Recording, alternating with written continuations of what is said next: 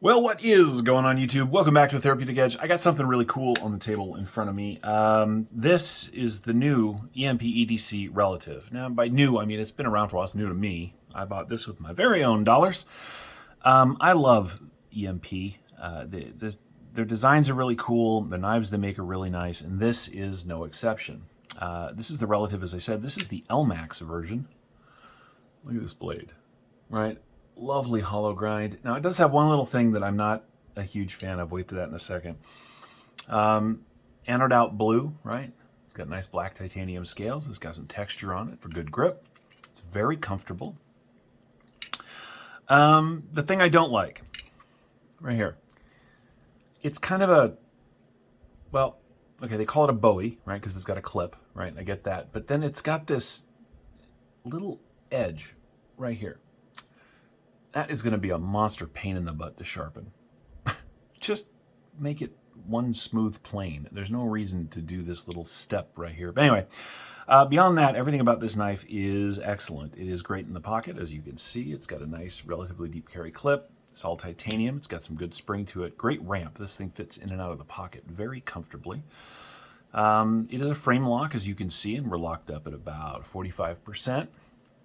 Says Elmax right there on the blade. Beyond that, the blade is clean, and I really do like that about it. Now, this happens to be number 89. I'm not sure if that's, there you go. You can just barely see that on the inside. I love how they did the inside of the back spacer. It's got a little lanyard spot. I mean, it's got a large lanyard spot, I should say, if you're into lanyards. I don't, but you might, and there it is for you. It's got endless jimping down the spine of the blade, which is really nice. It is, as I said, very comfortable in hand. Excellent action.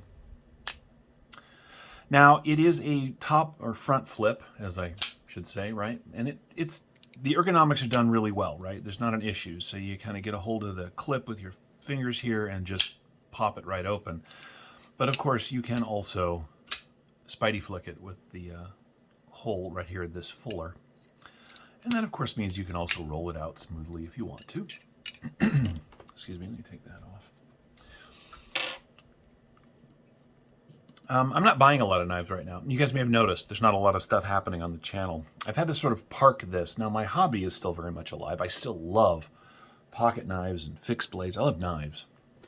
But, you know, this whole adulting thing, you do what you can when you can, I guess. But when I saw this drop, I said, yeah. First off, I love compound grind blades, right? I love that there's a variation, right? The hollow to a flat grind here. I love the shape of this thing. And when I got it in hand, I knew I had made an excellent choice. This is an exceptionally comfortable tool. Let's take a look. Now, these are about $360.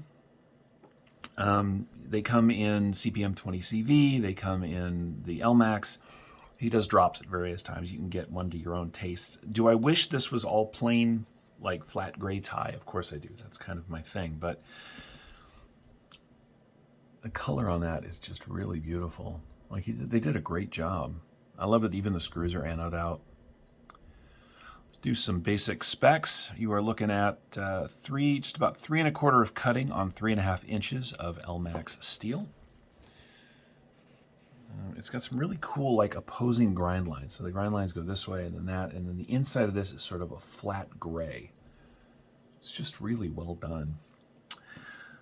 Grip area. Now, you have this lovely choil, which is useful and usable, but we'll do both. So from the inside of this swell, you've got 1, 2, 3, just about 3 3/4, which is perfect for my hand. As you can see, I come right to the very end there. But if we add that forward choil, you're looking at 1, 2, 3, 4.5 inches. So plenty of room, even for the biggest of hands.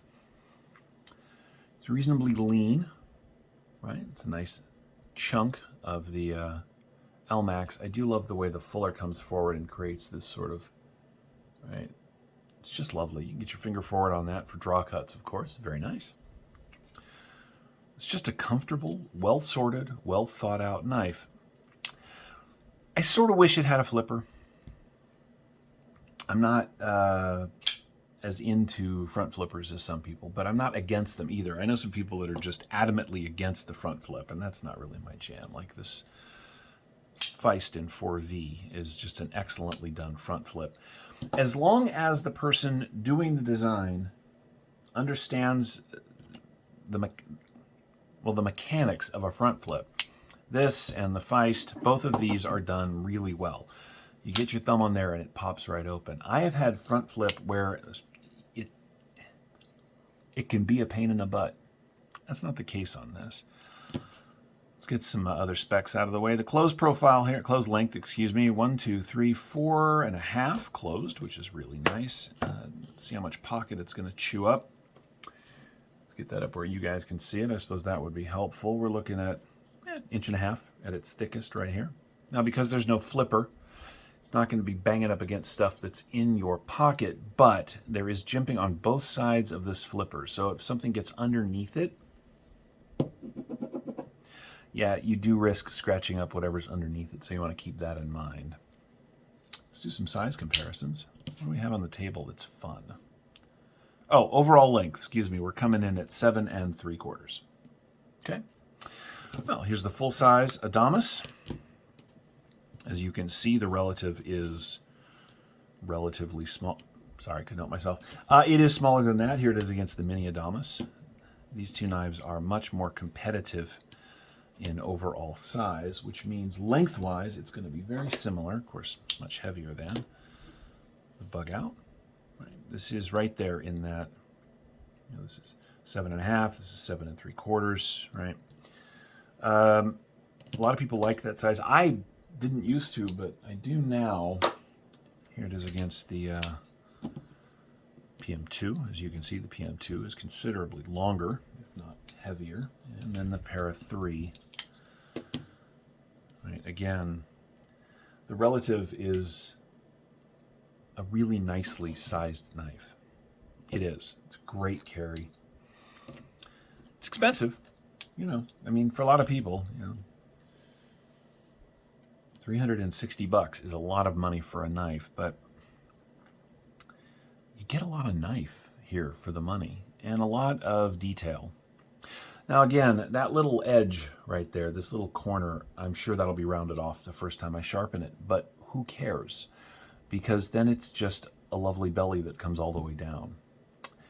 You kind of have to accept stuff like that sometimes when you get into a knife. I would not have made that little corner right there. It's not enough of a corner really for, like on a Tanto, you use that corner for cutting open packages, but on this, it's just kind of here, and it won't be after the first couple of sharpenings, but that's all right. What else do we have on the table? It's cool. You've seen most of my really interesting stuff. Oh, last week you would have seen the Cetus from Orion Knives. As you can see, sorry. Yeah, let's weigh it out, see how much the relative here is coming in at. This has absolutely been living in my pocket, and I have like 200 and something pocket knives, so when a knife comes along that I really, really like,